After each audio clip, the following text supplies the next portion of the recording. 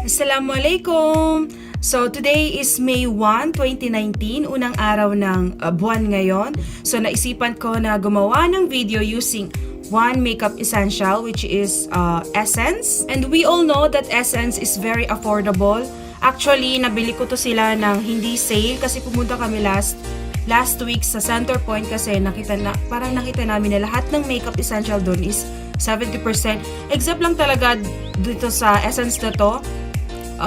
Pero compare mo sa mga makeup brand doon na drugstore naman na makeup is medyo mas mababa yung presyo ng Essence na to compare dun sa mga naka 70% sale na. So yeah, I decided to make a video using this product. Well, actually, maganda naman yung Essence and bukod sa affordable siya, madali siyang hanapin kasi meron sa Center Point. Sa Philippines, I don't know kung meron sa Watson dyan kasi hindi ko pa na-check. But inshallah, kapag nakauwi ako, mamimili ako ng mga makeup essentials sa Philippines. So, compare sa Wet n Wild, kasi Wet n Wild is affordable din naman na drugstore makeup. Compare sa Wet n Wild, medyo mas cheaper yung Essence sa kanila. Kasi yung Wet n Wild, meron din akong yung kanilang highlighter. Siguro mga nasa kuha ko ata is 29 SR, pero itong kanilang highlighter nakuha ko lang ng 10 SR lang siya, guys. So dyan sa Philippines, ang 10 SR is siguro mga 105 pesos or 110 pesos. Napaka cheap lang niya, pero talagang maganda yung bigay niyang highlight sa'yo. Napaka-subtle lang niya. Hindi siya ganun kapakak na highlighter, but okay lang naman siya. So, if you wanna know how I achieved this look, please keep on watching!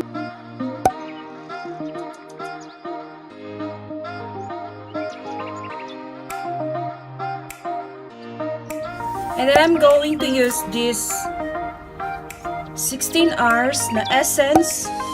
Ayan.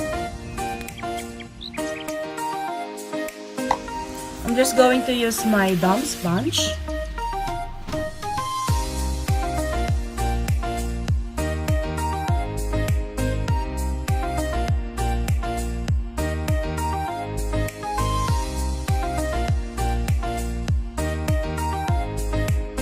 So yeah guys, I do not know kung makikita nyo sa malapitan yung but I don't know, baka mali lang yung paglagay ko or paggamit ko dun sa kanilang foundation, but ngayon pa lang hindi ko na siya gusto.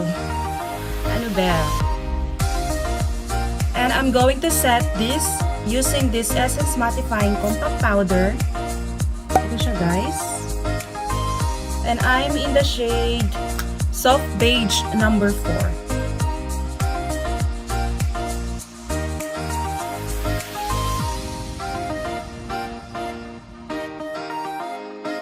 Let's move on sa kanilang eyebrow pencil.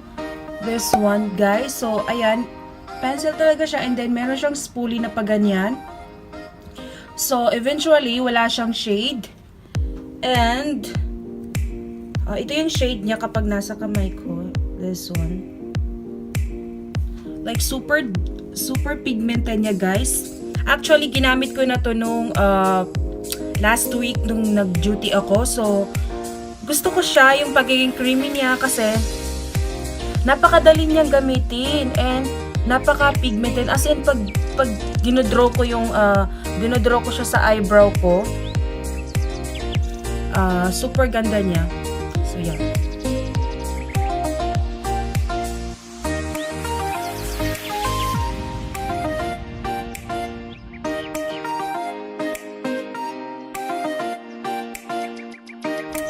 So yeah guys, hindi ko ginagamit yung kanyang brush kasi hindi ko alam gamitin yung pagano. So I'm using my spoolie para mas madali ang buhay.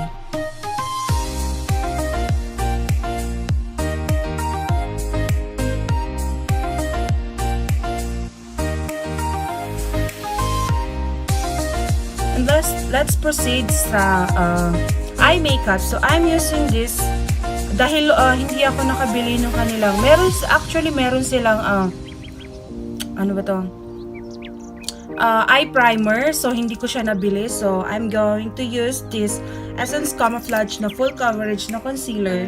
Yan, naglalagyan ko lang yung aking eyes ng konti lang. Ng very light lang naman. So, lapit tayo ng konti, guys. Yes. So, by the way, guys, yung kanilang eyeshadow, meron akong nakuha na dalawang palette.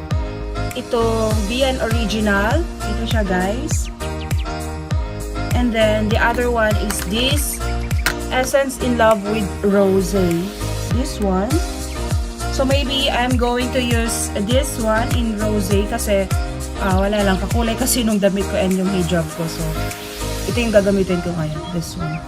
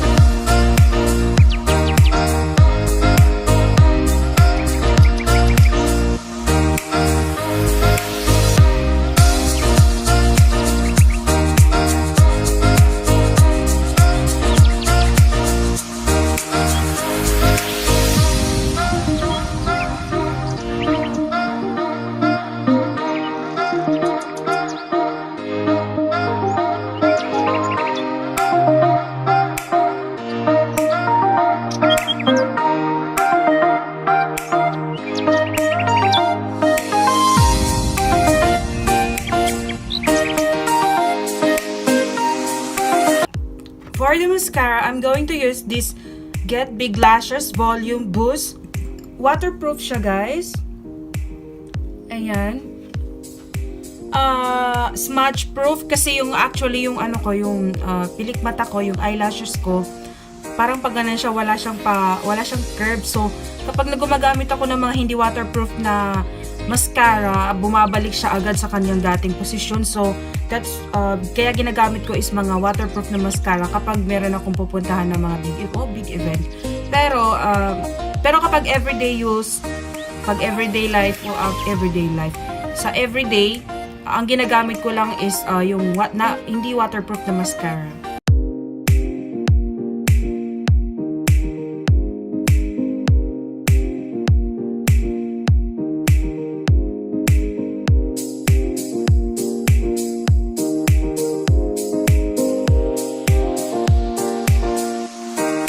So yeah, I'm done with my fake eyelashes.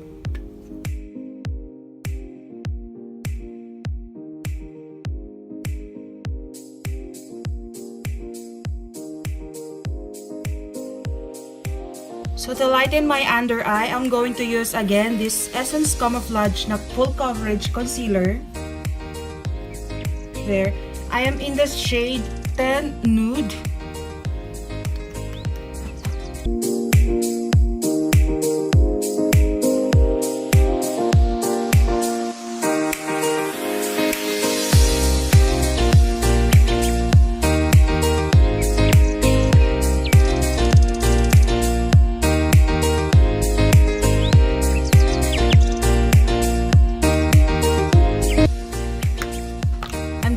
again with this mattifying compact powder.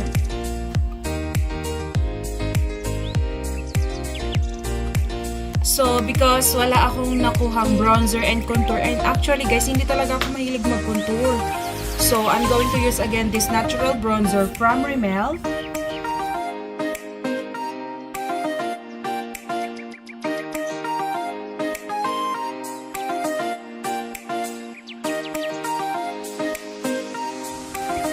And I'm going to use this Essence Strobing Highlighter.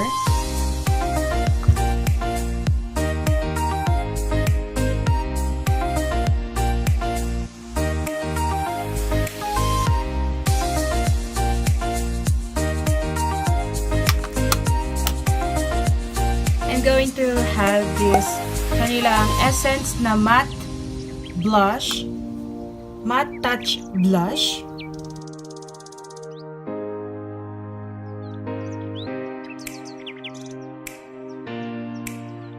And for the final touch, I'm going to use this kanilang Ultra Last Instant Color na lipstick. I'm in the shade 16. So here guys.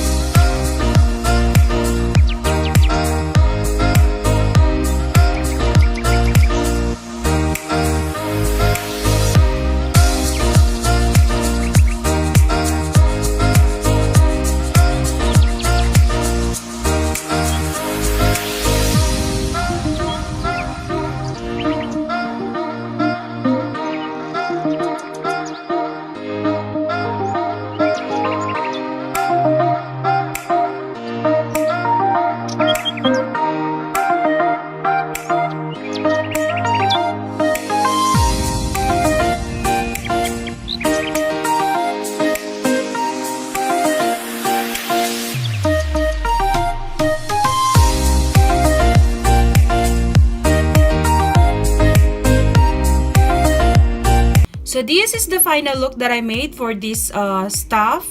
And yeah, so let's do the verdict guys. So the first thing, the first product na gusto ko is this kanilang Essence Strobing Highlighter. This one guys, kasi super subtle lang niya. Actually guys, matagal ko na siyang nabili kasi gusto ko yung parang hindi ayoko nung masyadong putok na highlighter. As in, ginagamit ko siya actually everyday. So this one. The second one na gusto ko is ang kanilang blush. Yeah. Gusto ko yung blush nila kasi ano lang, super natural lang ng kanilang blush. And the third na nagustuhan ko is ang kanilang palette. So because sa mura lang and ang ganda ng mga shades, mga shade na ginamit ko. Ayan sila yung mga shade na ginamit. And pang-apat na nagustuhan ko is yung kanilang mascara. Actually, I am more on Maybelline mascara kasi nga waterproof. But this one, gusto ko kasi napapa-curl niya yung lashes ko. Well, ipapakita ko sa inyo kapag wala na akong eye makeup. Talagang kitang-kita mo. And then, what I like is ang ayoko lang sa kanila is itong kanilang foundation. Hindi ko siya nagustuhan. Maybe because mali yung ginamit ko na dumb sponge. Hindi ko siya na-try ng brush. But hindi ko alam. Hindi ko gusto yung parang kitang-kita ko yung pores. Hindi naman nila sinabi na matte siya, but kitang-kita ko yung mga pores ko using this nung ina-apply ko siya. And then about sa kanilang eyeliner, sa kanilang eyebrow pencil, ayoko nung brush nila kasi nga hindi ako marunong yung parang paganyan. So yeah, sali na rin natin siya sa mga gusto ko. Well, yun lang. Ang ayoko lang sa kanila is yung kanilang foundation. And then, about sa lipstick, maganda rin naman siya, guys. So, yan. Ayan yung swatch niya, guys. Oh. Pigmented din siya. So, pwede mo siyang gamitin ng everyday sa duty. Ginagamit ko rin siya kasi hindi naman siya ganun ano ba to? Kamat. So, pwede siyang gamitin sa duty. So, yeah guys, that is it for today's video guys. Hope you enjoy my video and sana po na-enjoy nyo yung swatches ko and review ko about this Essence product. And, yeah. Sana po, kung nagustuhan nyo tong video ko, please like and subscribe. And thank you. Bye!